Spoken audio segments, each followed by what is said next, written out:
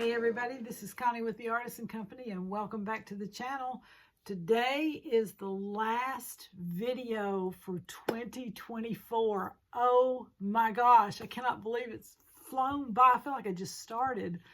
So anyway, there's a lot I could do today. So I'm gonna look around here at what's on my desk and we'll get started. Well, guys, this is our last video for 2024. Oh my goodness. So since this is the 29th today, I decided to do one more sparkly piece for New Year's. So what I've got here, I went ahead and laid out my pattern just to expedite time. But I went to Hobby Lobby and I found these, Joann's, and I found these amazing, oh my gosh, y'all, look at these things. I got to put them in my hand so you can see them. But look at these guys. They are the Hildy and Joe line at Joann's. These are glass beads, even though they look like crystal. I mean, look at these little puppies. They shine. Oh my goodness. Like I said, I got these at Joann's. It's their Hildy and Joe line. And I think on the back here, it's this line right here, just so you can see that. Okay. And it says it's a crystal glass drop. It was $11 for the strand. But anyway, we're going to be using these guys today. And I pulled out a couple for earrings. Don't know, what I'll do, but this piece of jewelry is going to merit some earrings. So we're going to be using those. Oh my goodness. And then I have these just for in case, but these came from, this is glass as well. $4 for the strand. It came from Hobby Lobby, and they're like a 4mm bicone kind of shape. And I'd say it was kind of like an amber color. I have these on the side just in case. But I also got these at Hobby Lobby. And they're a bead gallery. They're $4 a strand. These are about, I'd say 7mm, maybe a 6mm size, but they're very faceted, very, very faceted, and they're kind of flat. I don't know how to describe them, but they got a little bit of that Aurora Borealis finish on it, whereas the drops do not. But I got these at Hobby Lobby. And these two I'm also using in this piece that I also got at Hobby Lobby. And I got rid of, let me see if I can look here. I got rid of the packaging for it. And I wish I had not of, because I cannot tell you anything else other than they are extremely faceted. This one, this amber colored one, is square. Very faceted square. And this one right here is not square. It's extremely faceted. It's not round, but it's not square either. I don't know how to describe this little guy. If anybody can enlighten me on what the cut is on this one, I'd be very happy to know that. But it is beautiful. And this one too, it's almost cut, the one I was showing you earlier. It's like a rectangle that's been faceted, and it's got points on either side of it. It's pointed. Very unusual cuts of beads. So all of these came from Hobby Lobby, and they are all glass. Just so you'll know, I know they look like crystals, but they're all glass. Okay, and with that, you'll need some little bitty tiny 4mm bead caps if you want to use those. Obviously a clasp, a crimp, some crimp covers, whatever the case may be. And there's multiple ways you can do this. But anyway, let's just get started. Okay, so this is not a difficult thing to do, and I try to do things that aren't too difficult to do, just so people that are beginners can just jump in and do something. If you've been doing this forever, then whatever. But anyway, I try to keep things ultra simple just for the beginners that might be on here. And this is like a no-brainer pattern. It's not hard, but I always try to show you why I do what I do. So when I got this strand of cut glass, these little shard things, there's big ones and then there's small ones in this strand. And when they came in on the strand, they were alternated like that, which is beautiful, and it absolutely looked stunning on the strand. And I could have strung it exactly like that with no problem. But what I decided to do, you know me, I took out some of the larger pieces and I concentrated them right in the front because this is only going to be about a 16 to 17-inch necklace. So I concentrated the big ones right in the front, and I've got 7 of them here. Sorry, 5. 1, 2, 3, 4, 5 right here. Then I decided to alter them. So at that point, I put a small shard, a large shard, small, large, small, and then finished out with 3 more of the small ones. I kept out 2 for earrings, so I wanted to make sure I had what I needed for that. But anyway, so I did a concentration in the front, and then I started alternating them, and then I went into the small pieces. So that's what I did with that. Okay, the next thing I did will be this. I decided that I didn't want to do all clear, which would have been beautiful, but very predictable and maybe not as interesting. So I decided, and I played with the vintage crystals that I got too the other day. Remember we washed those?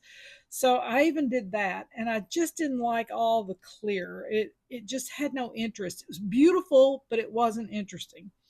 So that's why I started pulling out these and these square weird ones that we were looking at over here. And so what I did was I had in this particular bead, I had some soft pink ones. So I took that soft pink and I started that section right in the middle. Then I went to this little square one, amber one, and I came up the side with that little square amber one up this way. So I went from a soft pink into a soft amber. And then I had one more pink right here to flank off that side. Then I started the small amber. Then I went into the clear ones that were like the pink ones. So, and then it's clear and amber all the way around. So you have a color palette that is changing all the time, but it's very subtle. It's not like in your face. So you go, and they all have that kind of a little bit of that aurora finish on it. All of these beads do except for these. And so it works. All the color combinations work because of that. So it's the soft pink into the amber, a little pop of pink, into the amber, and then into the clear and amber all the way to the end. So that's what we did. Gave it a lot more interest. All right, let's get stringing.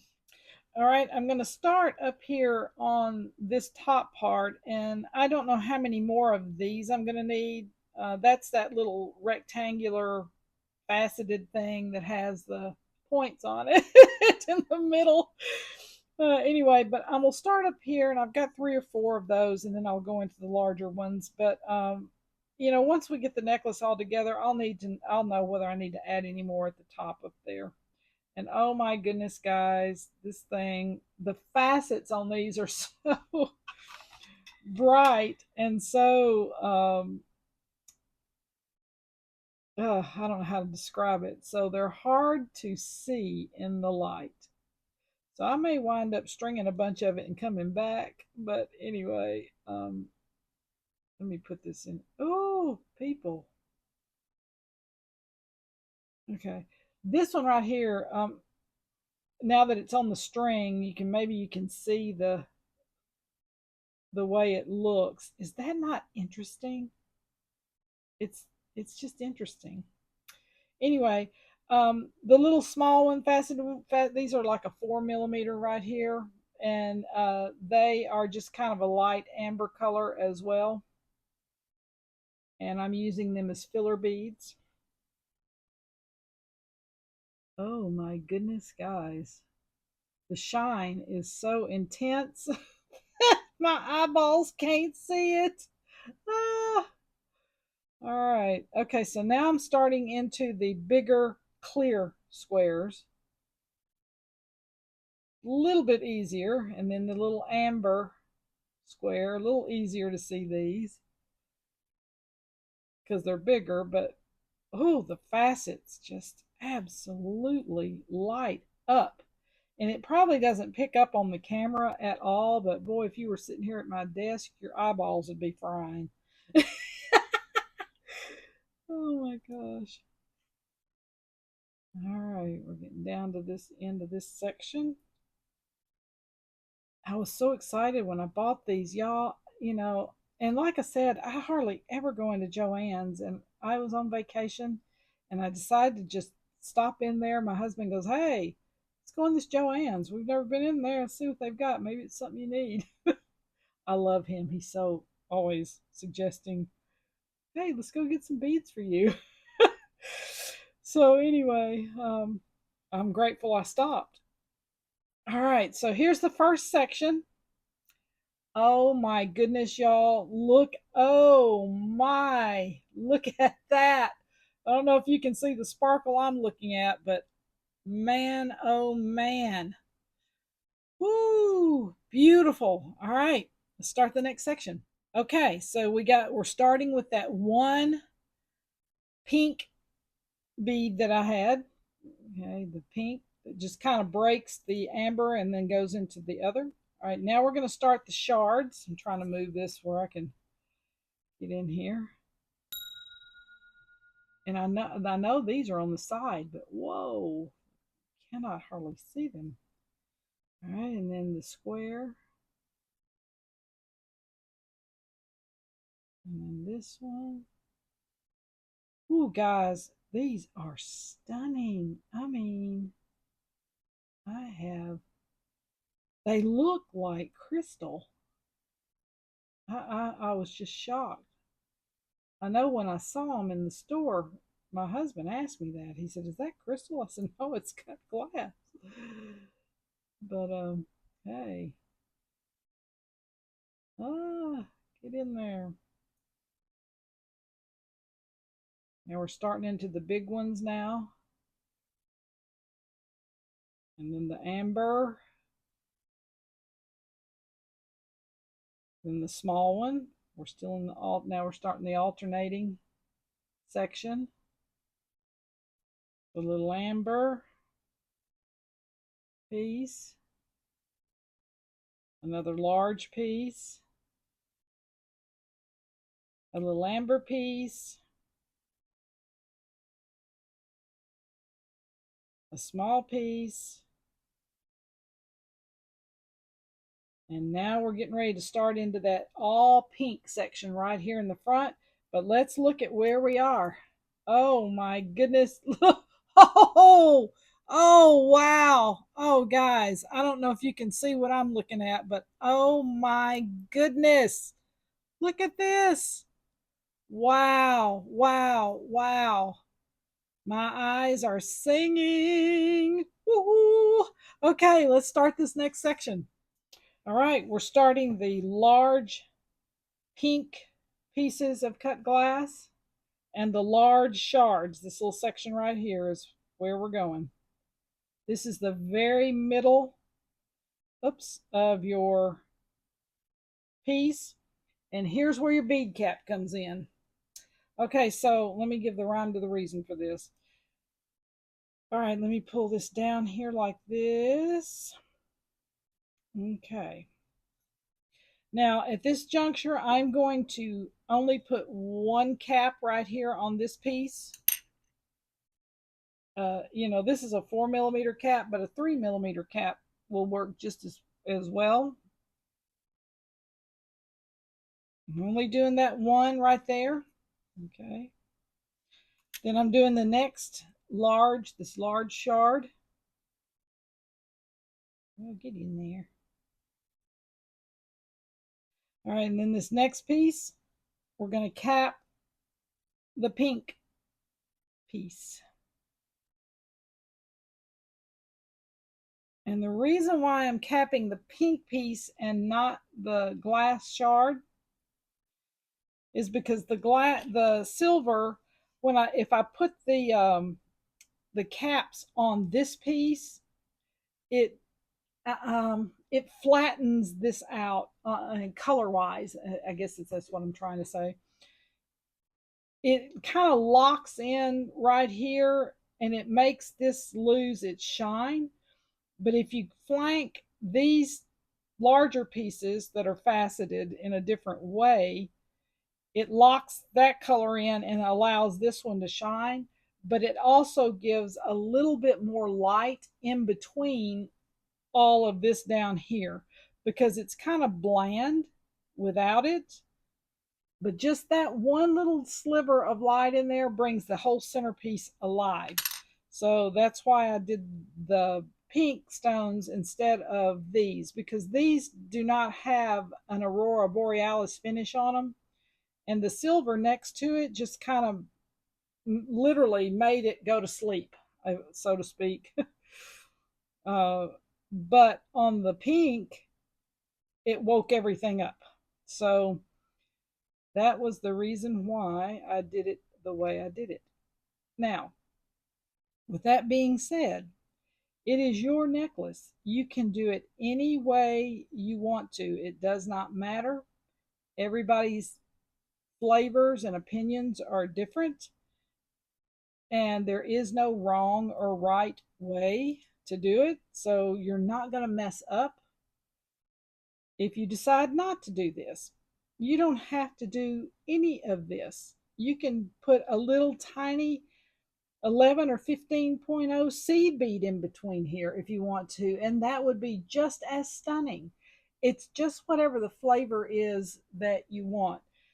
The whole thing here is the concept of what's going on in the necklace, not so much what you're using, the bead you're using, but the concept. So let's say you had these shards right here in let's say a hematite. You got something cut like that, and you decided to put right here black onyx, or you decided to put lapis in there instead.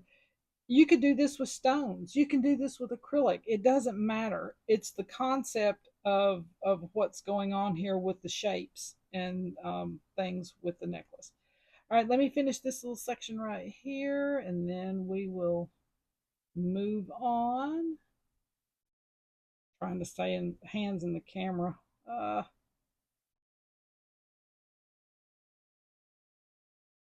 And this is our last big shard in that middle section.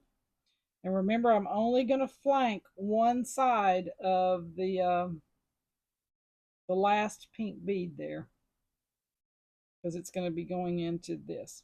All right, we'll take a second and we'll start on the next piece. Well, well, well, look at this. Oh my goodness. Let me lay this down here. Oh my. Look, look, look, guys. It's so pretty. Okay. Next thing we're going to do is I'm going to go ahead and bead this side, which is exactly what we just did before. So I'm going to finish that and then we'll come back. Alrighty, we're at the tail end of this project. Okay, so I went ahead and put half the clasp on just to expedite the time. But up here, I wound up, the necklace is going to be 17, is where it's kind of hitting. And so I wound up with 6 of those beads up at the top of here, the odd shaped ones, the ones that are kind of look like a rectangle with point. Anyway, so there's 6 of those, and then the little filler beads, 1, 2, 3, 4, 5, 6, or 6 of those as well. So, and then I added my what I call a finishing bead. Somebody asked me that question. Is this a specific type of bead? No, it's just a bead that I add on all of my projects just before I put the crimp on because it gives it a more finished look. So it doesn't matter what you use, but it does wind up giving the necklace a completely finished look at that juncture. All right, so I shook everything down so I didn't have any gaps in any of my beads. I kind of shake it like that and let it fall. You don't want it to buckle though. I always say that. But anyway, we're going to go ahead and put the crimp on and then the other half of the clasp. And we'll be done here in a minute. Give that clasp a little bit of space in there to move right there. Get my eyes down here. I got a left-handed crimper here, and I don't know how I managed that, but I did. So what else is new? Oh my gosh. Now, you do not have to use crimps like this at all. There are so many new things out there now that you can use, excuse me, to finish off your necklace. So whatever works for you, that's what you do. I mean, you can try all the new things too. That's great. I've tried a few of them, but I just keep going back to what I feel like works for me. So same with you. Do the same thing. Try everything you need to try and then do what works for you. All right, I'm going to finish this and we'll be back. All right, I am putting my crimp cover on, which is the very last thing. And remember, just to close it up very gently, very slowly, not in a hurry, because they will close really fast if you're not careful. You want to look at it, rub your finger across it, make sure there's no rough edges where it's closed up. All right, there's a little bit of an edge right there.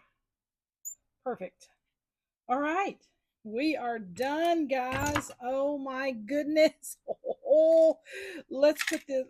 I don't have time to clear the desk, so let's just look. Oh my goodness. Look, look, look.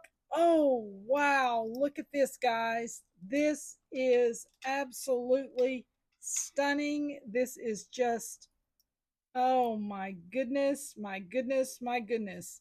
Somebody, if anybody purchases this, they're going to have a beautiful neck on New Year's or whatever they're using it for. Oh my, guys, this is beautiful.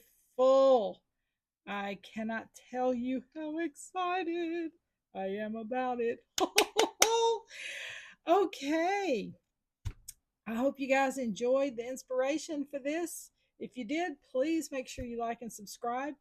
And this is our last project for 2024. I am looking so forward to 2025. It's going to be an exciting year for all of us. So I will see you in 2025. Bye.